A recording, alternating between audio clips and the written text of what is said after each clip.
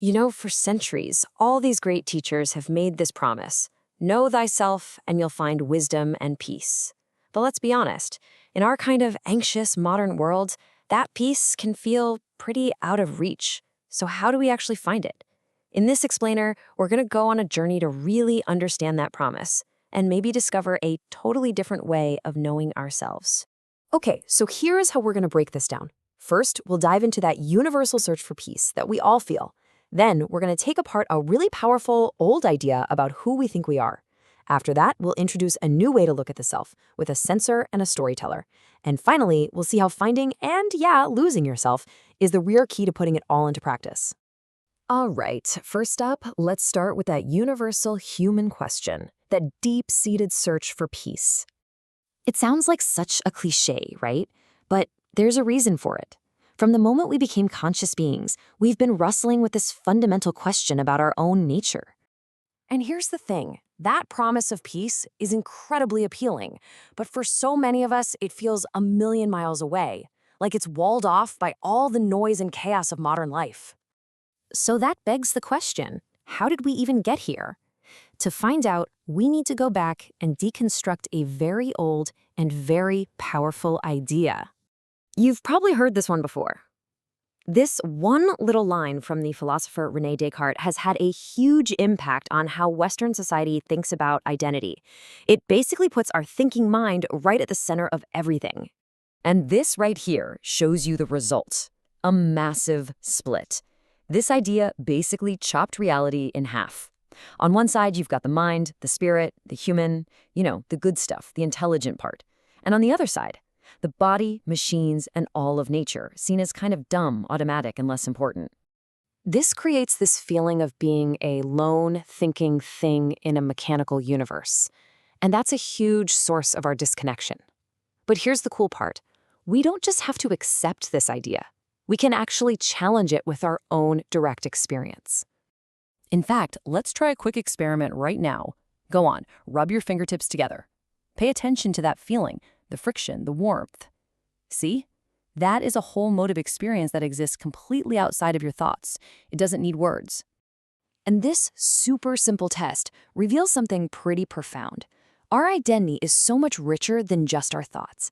I feel, therefore I am, is just as true. Our feelings and our sensations are absolutely fundamental to who we are. Okay, so this insight lets us build a much more complete and honestly, a more useful model of ourselves. It's based on two key concepts: the sensor and the storyteller. First, let's meet the sensor. This is the part of you that just feels. It's the part that experiences life directly through your body.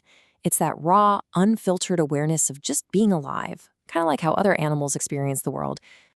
And then you've got the storyteller. This is that nonstop voice in your head. It's the part that watches what the sensor is experiencing and then immediately starts creating stories, judgments, and narratives about who you are based on whatever thoughts it decides to latch onto. Now, getting this distinction, it can be absolutely life-changing. It means that all those painful stories we tell ourselves, you know the ones: I'm not good enough, I'm a failure, they aren't objective facts. They are just creations of the storyteller. And the kicker is, we don't have to automatically believe them. And this gives us an incredibly powerful tool.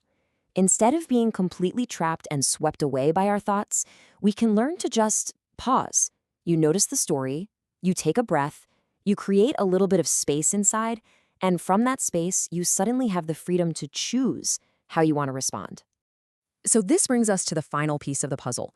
How do we take this new understanding and actually use it to live with more of that wisdom and peace we were talking about at the beginning?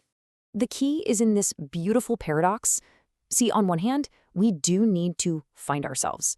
We need to create empowering stories to function in the world as parents, as partners, as people.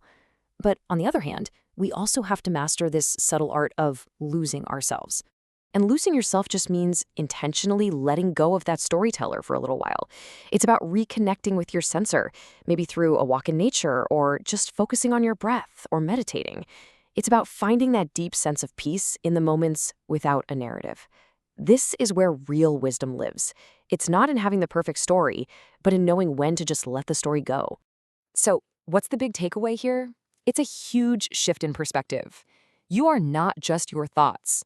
You are both a censor and a storyteller.